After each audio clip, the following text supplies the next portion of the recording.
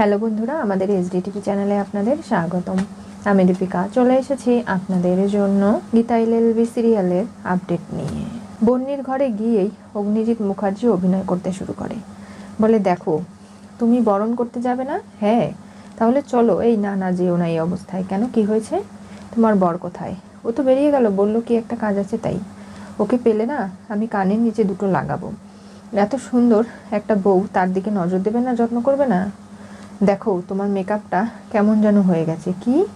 হ্যাঁ, তোমার এই যে গালে কি কাজল লাগিয়েছো, চোখে মাস্কারা লাগিয়েছো, এরপরে তোমার ঠোঁটে দেখো না, সব কিছু উলটপালট হয়ে গেছে। বর্দা, আপনি তো সব নামই ভুল বলছেন। আর ধেতেরিকা, আমি কি আর এত কিছুর নাম জানি?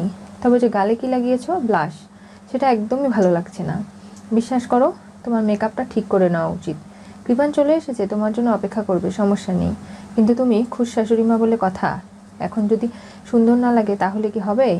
ঠিক আছে বর্দা, আপনি একটু দাঁড়ান, আমি আসছি। আয়নায় গিয়ে দেখতে পারে যে হ্যাঁ, সব কিছুই কেমন যেন খারাপ খারাপ লাগছে।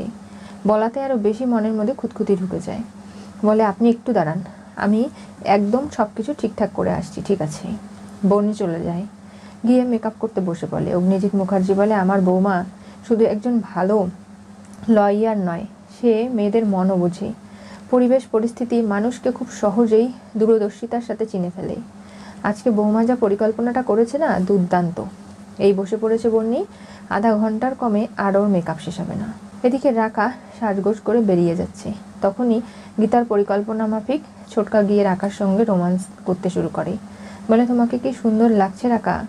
মনে আছে ওদের বরণের কথা? মনে পড়লে মনে হয় কিছুদিন আগেই তো আমাদেরও বরণ হলো। তখন তুমি বউ সেজেছিলে, এত সুন্দর তোমাকে লাগছিল যে বলে বোঝাতে পারবো না। মনে আছে তোমাকে সেই দিনের কথা? হ্যাঁ, আমারও মনে আছে। তুমি বর বেসেছিলে, কতই না ভালো লেগেছিল তোমাকে। সত্যি বলছো? হ্যাঁ। বিশ্বাস করো, আমরা পুরনো সেই দিনে যদি ফিরে যেতে পারতাম খুব ভালো হতো। তখনই রাকাকে জড়িয়ে ধরে, বলে, হ্যাঁ আমি তো তোমাকে আগের মতোই ভালোবাসি। আর বিশ্বাস করো, তুমি আগের মতো এখনও সুন্দর আছো। তাই বলো, তুমি আমার জীবন, তুমি আমার সব কিছু। তোমাকে ছেড়ে কি ভালো থাকা যায়? রাকা তো একদম স্বামীর মুখ থেকে এত প্রশংসা শুনে অবাক হয়ে যায়। গীতা অঙ্কিত এবং মেহেককে বরণ করে নেয়। এরপরে তাদের মিষ্টি জল খাওয়ায়। তারপরেই মেহেক এবং অঙ্কিতকে বরণ করে গিনি, তাদেরকে জল মিষ্টি খাইয়ে দেয়। এরপরে তারা ভেতরে চলে আসে। গীতা এরপরে SMS করে দেয় অগ্নিজিৎ মুখার্জি এবং প্রলয়কে। বলে যে, দেখো তোমরা এখন যাও। কোথায় যাব? সার্ভেন্ট কোয়ার্টারে তোমাকে থাকতে হবে। অঙ্কিত, কি? আমার বাবাকে বলো না, জামাই সার্ভেন্ট কোয়ার্টারে শুনলে আমাকে বেধড়ক কেলাবে। না, বলবো না। প্রেম যখন করেছে তখন এতটুকু তো মানিয়ে নিতেই হবে। তুমি সব কিছু জেনেই তো মেহেককে বিয়ে করেছো, তাই না? মেহেক, তুমি দোতলার ঘরে চলে যাও।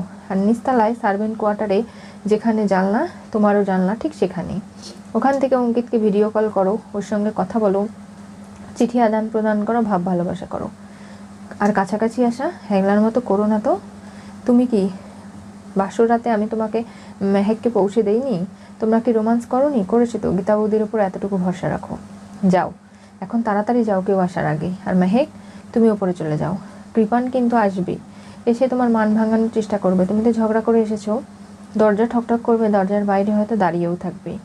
তুমি কোনোভাবেই দরজা কিন্তু খুলবে না। তুমি নিজের অভিমান ধরে রাখবে এবং বলবে যে যতদিন হাড়ি আলাদা না হচ্ছে তুমি ওই বাড়িতে একসঙ্গে খাবে না। বুঝতে পেরেছো? হ্যাঁ, তাহলে আমি এবার যাই। মেহেককে উপরে পাঠিয়ে দেয়। গিনি বলে, তুই কোন খেলায় নেমেছিস? আর মেহেক যে তোকে বলল যে ও সুটকেসটা আনেনি, সেটা নিয়ে আসবে পদ্ম। কি আছে ওটাতে? আমি পদ্ম এলে চেক করব। একদম নয়। তুই শ্বশুরমশাইয়ের ঘর থেকে ছবিগুলো চুরি করে নিয়ে ধীমান সেনকে দিয়ে আসতে পারলি। এবার কি ভেবেছিস যে এরকম করে সমস্ত প্রমাণগুলো তুই ধীমান সেনের হাতে তুলে দিবি? সেটা হতে পারবে না। আর তুই যদি এগুলো করিস তাহলে আমি ভুলে যাব যে তুই আমার বড় দিদি। গীতা, তুই কি আমাকে থ্রেট করছিস? ধরে নে তাই। দেখ, আমি তাহলে হাটে হাড়ি ভাঙিয়ে দেই, কৃপানকে ফোন করে জানিয়ে দেই যে তোমার সঙ্গে মেহেকের বিয়ে হয়নি, তোমার সঙ্গে বিয়ে হয়েছে বাড়ির গৃহ পরিচালিকার। আর অঙ্কিতের সঙ্গেই মেহেকের বিয়েটা হয়েছে। তোমাকে ঠকানো হয়েছে, বিয়ে বিয়ে নাটক করা হয়েছে, আর এই সব কিছু করেছে গীতা এলএলবি। তখন কীরকমটা হবে একবার ভেবে দেখেছিস? দেখ দিদি, তুই যে এত নিচে নামতে পারিস আমি ভাবতে পারছি না। আর তুই যদি এগুলো করিস তাহলে আমিও তোকে এই কেসে নাম জড়িয়ে দেব। তুই ভাবতে পারছিস না এই গীতা এলএলবি কত দূর যেতে পারে। আর তখন কোর্টে তোর এই চপ্পল যেতে যেতে একদম চপ্পলের তলা ক্ষয় হয়ে যাবে, কিন্তু তুই কোনোভাবেই এই গীতা এলএলবির হাত থেকে বাঁচবি না। তখন কি করবি তুই? একবার ভেবে দেখ কি করবি। ভাবনা চিন্তা করে পা ফেলবি, কারণ তোর সামনে দাঁড়িয়ে আছে এই গীতা এলএলবি। বুঝতে পেরেছিস? অগ্নিজিৎ মুখার্জি যখনই এসএমএসটা পায়, বন্নিকে বলা হয়ে গেছে তো, চলো তুমি, তোমার মতো এক পিস এ শুধু রয়েছে, আর কেউ নেই দ্বিতীয়ত। আমি বুঝতে পেরেছি আমার ভাই কোন মানুষকে নিজের জীবনে পেয়েছে। এবার তাহলে আমি যাই। বড়দা আমার এত প্রশংসা করলো, আমি ডানাকাটা পরীর মতো সুন্দর, আমার বরের আগলে রাখা উচিত। আমি এক পিসি শুধু আছি, নাকি আমার ইনসাল্ট করে গেল? বন্নিও বেরিয়ে যায়। রাকাকে বলে, যাও, বরণ করবে না কেন? তুমি তো বললো আমাদের মধ্যে অনেক কিছু হবে, তুমি রোমান্টিক হয়ে আমার কাছে এলে, এখন আবার চলে যাচ্ছ যে? বাড়িতে জামাই আসছি, পরে এসব করা যাবে না রাকা। কি বলছো কি, চলো। এই বলে নিচে নেমে আসি। সবাই এসে দেখতে পারে দরজায় দাঁড়িয়ে আছে পদ্ম এবং কৃপান। সেটা দেখে তো সবাই অবাক হয়ে যায়, বলে কি ব্যাপার, একটু আগে তো বরণের শব্দ শুনলাম, কাকে বরণ করলে তুমি গীতা? কেন, মেহেককে? কি ইনস্টলমেন্টে বরণ হচ্ছে নাকি? মেহেককে একবার, কৃপানকে একবার, বুঝতে পারছে না? মেহেক তো ওর শাশুড়ির সঙ্গে ঝগড়া করে এসেছে, এমনকি কৃপানের সঙ্গেও। ও কোনোভাবেই ওই বাড়িতে থাকবে না, আলাদা না হওয়া পর্যন্ত এই বাড়ি থেকে যাবেও না। তাই তো ও গোসা করে এসেছে। কি হয়েছে কি কৃপান? আমার মেয়েটাকে তুমি ভালো রাখতে পারলে না? না না, আমি মেহেককে খুব ভালোবাসি, ওকে আমি ভালো রাখারই চেষ্টা করি, কিন্তু মেহেক কোনোভাবেই আমাকে ভুল বুঝে যাচ্ছে। এবার আমি কি করব আমি জানি না। দেখো, সব কিছু ঠিক হয়ে যাবে, আগে বরণটা তো সেরে নেই। প্রথমে বন্নি বরণ করে নেয়, এরপরে রাকা, তারপরে গীতা বরণ করতে যায়। ঠিক সেই মুহূর্তেই কৃপানকে বরণ করা হয়ে গেলে অন্যদিকে তাকিয়ে থাকলে পদ্মকে হুট করে বরণ করে ফেলে।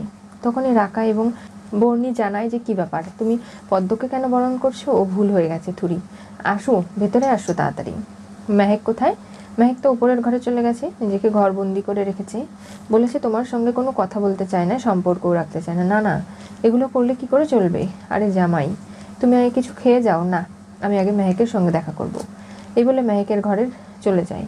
মেহেক ওদিকে অঙ্কিতের সঙ্গে ফোনে কথা বলে যাচ্ছে। অঙ্কিতকে বলে, তুমি 1 মিনিট দাঁড়াও, কারণ ওই কৃপু চলে এসেছে দরজার বাইরে, আমার নকল বর। দেখো মেহেক, আমি যা কিছু হয়েছে তার জন্য ক্ষমা চাইছি, সরি। তুমি বাইরে বেরিয়ে এসো, আমাকে এরকম করে দূরে ঠেলে দিও না, আমার ভুল হয়ে গেছে বলছি তো। না কৃপু, আমি বলেছি তো, যতদিন তুমি তোমার মা বাবার সঙ্গে থাকবে আমি তোমার সঙ্গে আর সংসার করব না। কারণ আমি বুঝতে পেরেছি ওরা অন্য মেয়েকে ঘরে ঢুকিয়ে দিয়ে মা বাবা হয়ে আড়ি পেতে সবটা শুনছিল। কি করে পারলো? আমি এটা কখনোই মেনে নিতে পারবো না। এই বলে অভিনয় করে। গীতা তখনই চলে আসে পদ্মকে নিয়ে, বলে, দেখো মেহেক যা অভিমানী, ও আজকে দরজা খুলবেই না। তুমি তার থেকে ভালো এক কাজ করো, পাশের রুমে তোমার ব্যবস্থা করেছি, সেখানে থাকো। মেহেকের অভিমান কমে গেলে তখন না হয় তোমার ঘরে এসে থাকবে। পদ্ম জানিয়ে যা কৃপানকে, নিয়ে গিয়ে পাশের রুমে রাখার ব্যবস্থা কর। কৃপানকে বলে, বাবা জীবন, তুমি যাও, এতটা চিন্তা করো না, মেহেক তোর নিজের পাপার বাড়িতেই আছে, তো চিন্তা কিসের? এই বলে কৃপানকে পাঠিয়ে দেয়। আর ওই সুটকেসটা পদ্মর কাছে রয়েছে, যেটা সার্চ করার চেষ্টা যদি কোনোভাবে গিনি করে, তাহলে তো গীতা এই কেসটার মোড় ঘুরে যাবে, গীতা হেরে যাবে, সেটা মাথায় রেখেছে গীতা। এদিকে অঙ্কিত সার্ভেন্ট কোয়ার্টারে রয়েছে, কোনোভাবেই নিজের পরিচয় কারো সামনেই আনতে পারছে না। ভজনের অনেক কিছু সন্দেহ হয়েছে, তাই ভজন দিরাগমনে এই বাড়িতে চলে আসে। যখন এরিনকে দেখে যে সার্ভেন্ট কোয়ার্টারে খাবার নিয়ে যেতে, তখনই সন্দেহ হয়ে যায়। এমনকি সেখানে রাকা এবং বন্যিও বলে যে এই কোয়ার্টারে কে আছে যার জন্য খাবার নিয়ে যাওয়া হচ্ছে। ঠিক সেই মুহূর্তে ভজন এবং কৃপান দুজনে মিলে দরজাটা ভেঙে দেয়। আর আগেই ফোন করে দিয়েছিল এরিন অঙ্কিতকে যে দরজা খুলতে না। কৃপান এবং ভজন দরজার বাইরে রয়েছে, কিন্তু কোনোভাবে যদি ম্যানেজ করতে না পারে তাহলে তো সবটা শেষ হয়ে যাবে। গীতা আর এরিন নিজেকে কী করে রক্ষা করবে বুঝতে পারছে না। নানাভাবে ঝামেলা জটিলতা শুরু হয়ে গেছে। আর কৃপান যদি হাতে নাতে ধরতে পারে তাহলে সব কিছু তছনছ করে দেবে, কোনোভাবেই কোনো কিছু ঠিক রাখবে না, সেটাও গীতা জানে। কী হতে চলেছে গীতা এলএলবি সিরিয়ালের পরবর্তী টুইস্টে? কৃপান মেহেকের দরজায় ডাকাডাকি করেও খুলল না।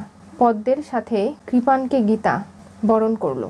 আজকে যেভাবে গীতা বুদ্ধি খাটিয়ে সব দিক সামলে নিয়েছিল, কিন্তু কোনোভাবেই অগ্নিজিৎ মুখার্জি এমনকি পরিবারের বাকিদের চোখ এড়িয়ে গীতা অঙ্কিতকে রক্ষা করতে পারল না। কারণ এই ভজন উকিলটার মাথায় এতটা শয়তানি বুদ্ধি যেগুলো কোনোভাবেই কৃপান এবং তার বাবার মাথায় নেই। তাই পলিটিক্যাল কেরিয়ার ঠিক রাখতে ভজনকে সাথে রাখা হয়েছে। আর এদিকে গীতা যদি একবার মেহেকের সুটকেস থেকে সমস্ত ডকুমেন্টগুলো গিনি সরিয়ে ফেলে, তাহলে সব খেলা শেষ হয়ে যাবে। গীতা আবার কোন দিক সামলাবে, রেখে কোন দিক নিজেই বুঝতে পারছে না। ওদিকে গিনির হাতে অফুরন্ত সময় সুটকেসটা সার্চ করার। এরপরে কি হবে জানতে চোখ রাখতে হবে আমাদের চ্যানেলে। পাশে থাকা বেল আইকনটি অবশ্যই করে ক্লিক করুন।